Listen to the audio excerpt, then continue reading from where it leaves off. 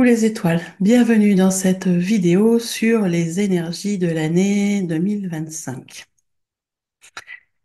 Et oui, donc, allez, 2 jours, nous passons le cap de la nouvelle année. Donc, on passe de 2024 à 2025. Jusque-là, tout le monde me suit. Mais qu'est-ce que nous réserve cette année 2025? Alors, cette année 2025 sera une année, je dirais, préparatoire. Une année préparatoire à 2026. Pourquoi je parle d'année préparatoire? Parce qu'il va y avoir encore pas mal de mouvements, de bousculades, de chambousculades, de chamboulements, de nettoyage, de libération. Ça va pas être une année de tout repos. On va être clair, c'est pas une année de tout repos 2025. On est vraiment sur une année, on est sur des années charnières en fait. 2025-2026, c'est 2 années charnières qui sont très très importantes pour l'évolution de l'humanité et l'évolution de chacun et chacune, bien évidemment. Et c'est vrai que on aurait tendance à dire, faut pas louper le cap en fait. Faut pas louper le cap parce qu'après ça va être très très compliqué de reprendre le train en marche.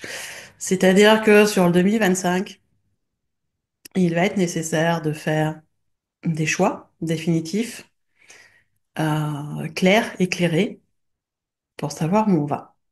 Qu'est-ce qu'on fait? Est-ce qu'on avance? Est-ce qu'on reste là où on est? Ça va être vraiment ça cette année-là, beaucoup d'introspection, beaucoup de réflexion, beaucoup de prise de décision. Numérologiquement, si vous regardez l'année, on est avec 2, 0, 2, 5. D'accord? Donc, en numérologie classique, vous additionnez tous les chiffres. 5 plus 2, ça fait 9. Déjà là, une année en 9, c'est une année de fin de cycle.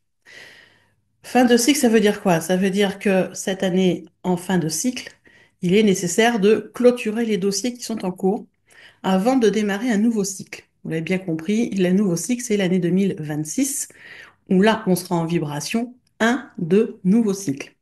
D'accord? On s'en doutait bien un peu, les derniers mois 2024, il y a eu beaucoup de vibrations 9, de vibrations 1, de vibrations de fin de cycle, début de cycle. Ça a commencé gentiment à nous préparer sur cette grosse année 2025, qui est une grosse année de fin de cycle. Donc, nécessité de boucler ce qui est en cours, ce qui est nécessaire de boucler pour avancer. Ça va être de travailler sur des libérations par rapport au passé, par exemple, si vous avez encore des traumatismes en lien avec des événements, avec des personnes du passé, il est temps de venir les travailler, de venir libérer tout ça pour vous en débarrasser, pour attaquer l'année 2026.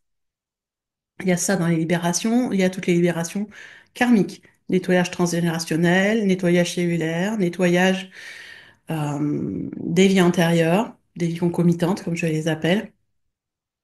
Tout ça aussi est à nettoyer, à libérer une bonne fois pour toutes. C'est pas parce que vous avez déjà fait des libérations karmiques qu'elles sont finies. Donc, voyez un peu où vous en êtes avec les thérapeutes qui vous suivent. Vous pouvez aussi me contacter, il n'y a pas de souci.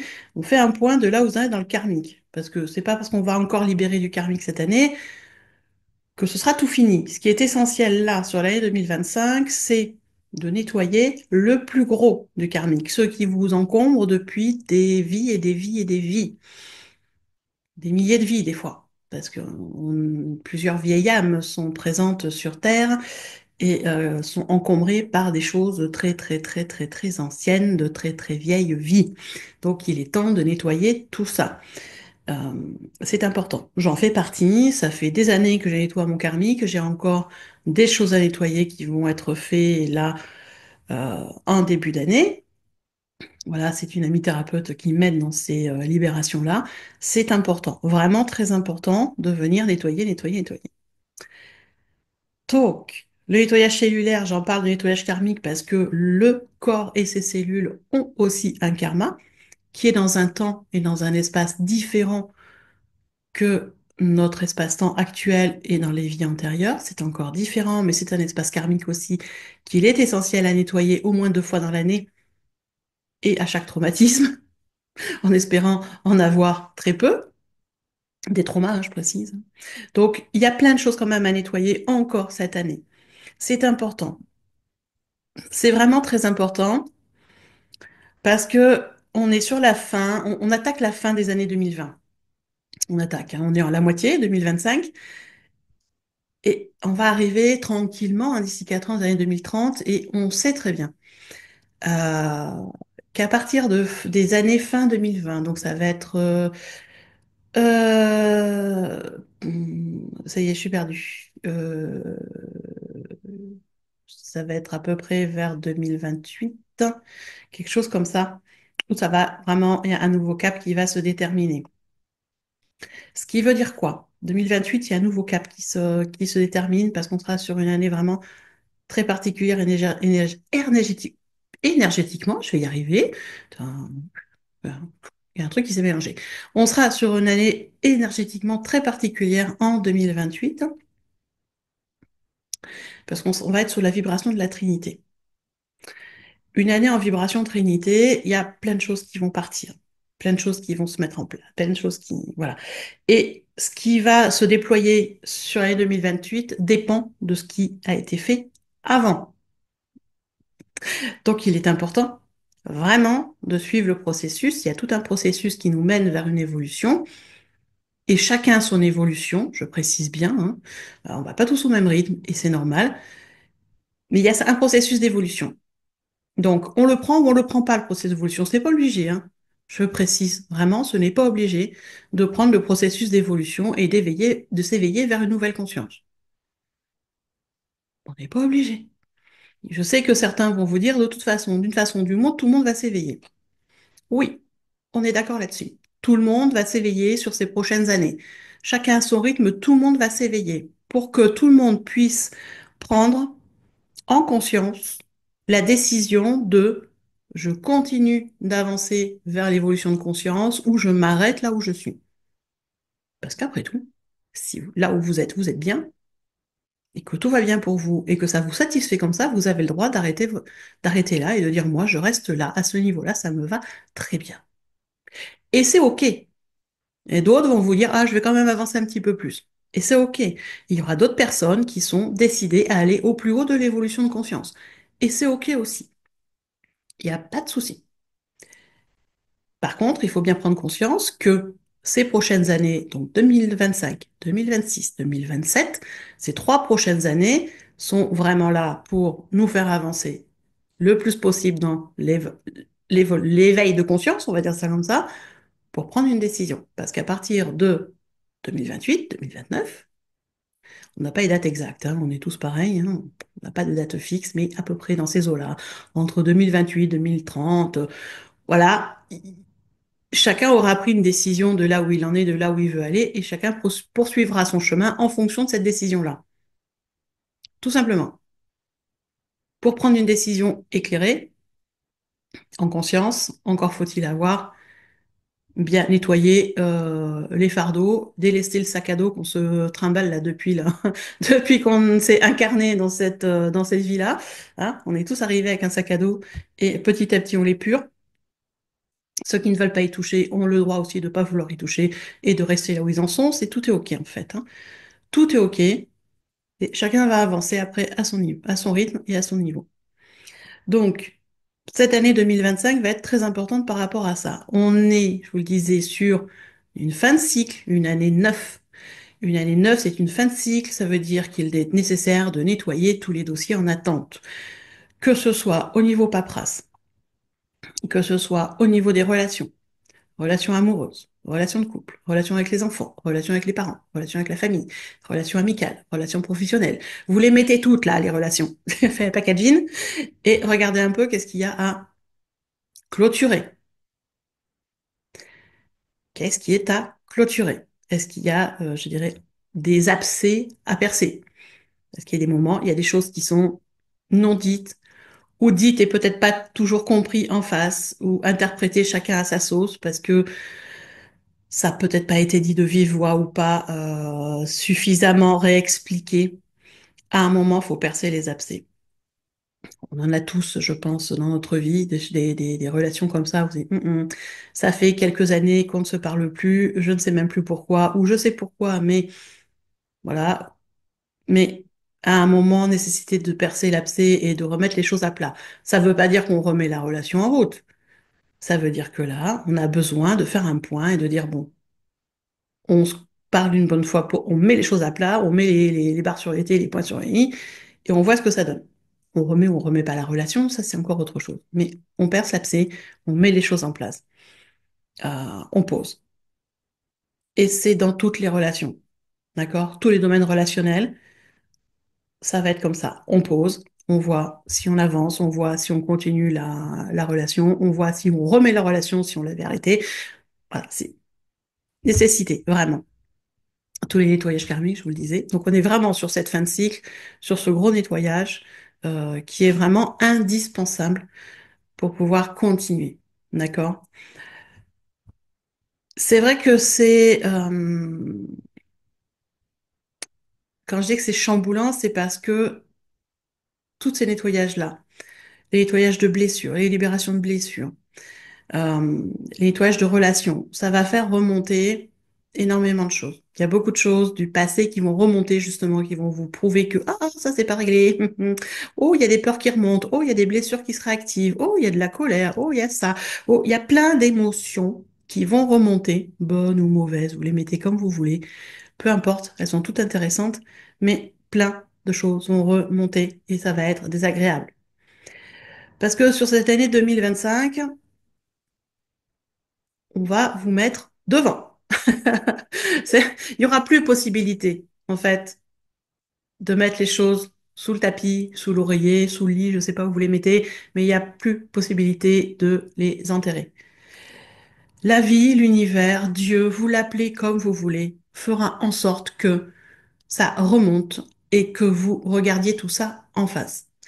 C'est pas pour vous embêter, c'est pas pour nous embêter, parce que je me mets dans le lot aussi, c'est parce qu'il est nécessaire de regarder les choses en face pour pouvoir les transmuter, les libérer. Donc, ça va remonter. Ce qui veut dire aussi que les personnes qui n'ont pas fait ce qu'on appelle maintenant le shadow work, le travail sur les parts d'ombre, il est temps de le faire. Il est vraiment temps de le faire, ce travail sur vos parts d'ombre, de venir les regarder en face, les accueillir, les aimer pour ce qu'elles sont et voir qu'est-ce qu'elles peuvent vous apporter parce que une ombre n'est pas spécialement malsaine, ça peut être une force aussi. Et oui, oui, oui, oui. Donc, vous vous rendez bien compte, quand je vous dis tout ça, que cette année 2025 va être très, très, très chamboulante. Encore une fois. Bah, je vais pas vous mentir, hein, je vais pas vous faire un petit conte bisounours, tout va bien aller. Ou... Non, non, non, non, ça va être chamboulant, ça va continuer. On espère que ça va se calmer pour la décennie 2030 et compagnie. Hein. Mais pour l'instant, moi perso, j'ai pas encore été, on va dire, me projeter vers ces années 2030. J'essaye déjà de gérer les années 2020 au fur et à mesure qu'elles avancent, c'est déjà pas mal. Je sais pas vous, mais elles sont quand même assez costauds. Voilà. Et cette année ne va pas, 2025 ne va pas changer dans la norme, hein, ça va être du costaud. Après, ce qui est intéressant, c'est que numérologiquement, quand on regarde 2025, on a un équilibre. On a un équilibre avec les deux. 2, 0, 2. Donc, c'est un équilibre pourquoi? Le zéro, moi j'en tiens compte dans ma numérologie, et on a un 2 qui est en équilibre. Le 2, c'est quoi? Alors, ça dépend des numérologies, mais le 2, c'est la force féminine. Le un étant la force masculine, le 2 est la force féminine. Le 2, ça peut être la dualité, mais le 2, c'est aussi la communication, l'association, le regroupement, euh, le partage. On est à deux. On fait des choses à deux. Vous voyez, on est tout de suite dans un partage. Et pour le coup, on est dans cet équilibre. 2, 0, 2. Pour moi, c'est un équilibre qui est quand même très fort avec les deux. D'accord? Ça veut dire que pour arriver à avancer sur cette année 2025 avec le minimum de désagréments et le maximum de douceur et de bienveillance, la communication, le partage vont être essentiels. Mais dans les deux sens. Il n'y a pas que vous qui communiquez, qui partagez, il y a les autres aussi qui communiquent, qui partagent avec vous. Et ça va sur toutes les formes possibles, que ce soit dans le réel ou dans le virtuel. À l'heure actuelle, on communique aussi beaucoup par virtuel. Moi, je vous fais des vidéos plus ou moins régulièrement, je sais, mais je vous fais des vidéos, donc je communique avec vous. Et je trouve sympa qu'en retour, il y ait une communication via les commentaires, par exemple. J'adore.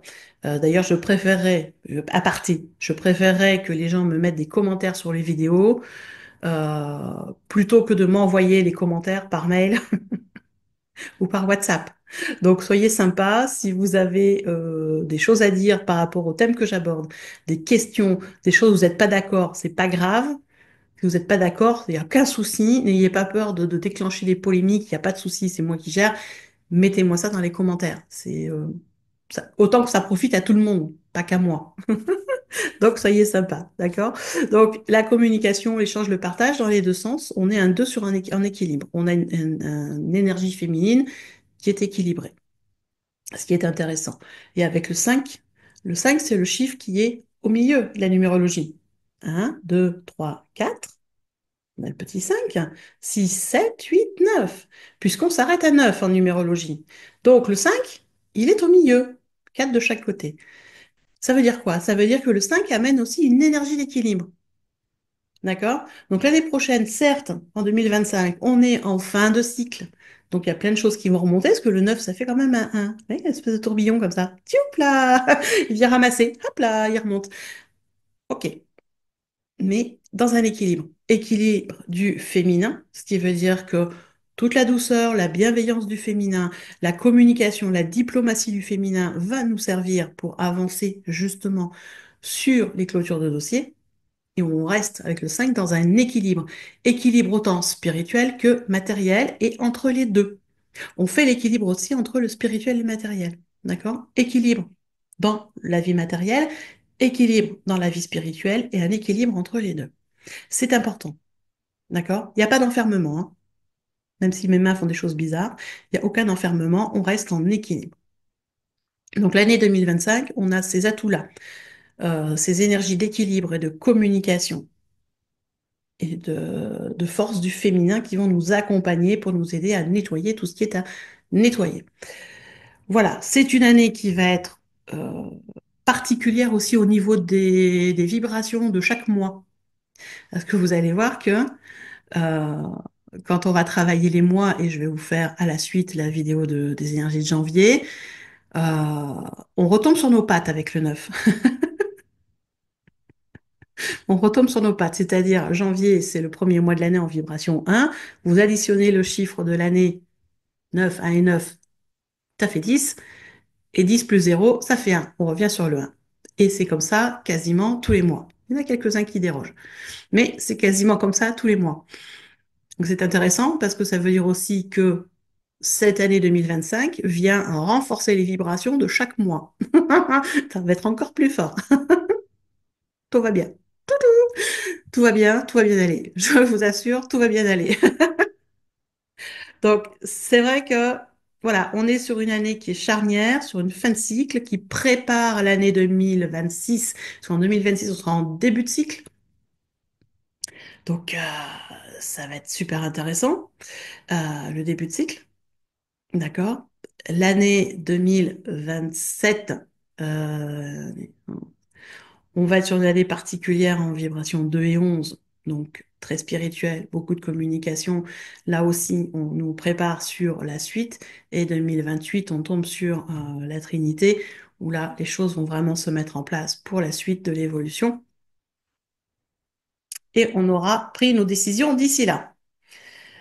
Que ce soit en conscience ou pas, les choses seront posées. Voilà. Après, chacun fait comme il veut. Certains veulent le faire en conscience, d'autres ne veulent pas. Il n'y a aucun souci là-dessus, tout est OK. D'accord? Tout est vraiment OK. Mais gardez en mémoire que voilà, on est vraiment sur des années charnières pour l'évolution de conscience de chacun et donc du collectif et donc de l'humanité, pour passer ce cap qui est très particulier de ces dernières années, avec beaucoup de prise de conscience. 2025 ne va pas échapper. Il va y avoir énormément de prise de conscience Au niveau, j'allais dire, collectif, international, on sera bousculé aussi. Je ne sais pas trop comment. Moi, tout ce que je sais, c'est que j'ai cette sensation, quand je me connecte à l'espace-temps de 2025, d'avoir une énergie similaire à 2020. Quand je parle de 2020, je parle de cette année Covid, avec, on a tous eu, je trouve plus le mot, la seule qui me vient, c'est l'isolement, le confinement, qui a démontré et mis en exergue beaucoup de choses, qui a mis en lumière beaucoup de choses chez chaque personne de façon individuelle, mais aussi de façon collective. Et cette année 2025 me donne exactement la même sensation, en fait. Alors, je dis pas qu'on va être confiné, ou qu'on va avoir un nouveau virus, ou qu'on va avoir une guerre, ou je sais pas quoi. Ça, j'ai pas d'infos là-dessus. Je n'ai que mes opinions personnelles. Je n'ai pas d'infos là-dessus.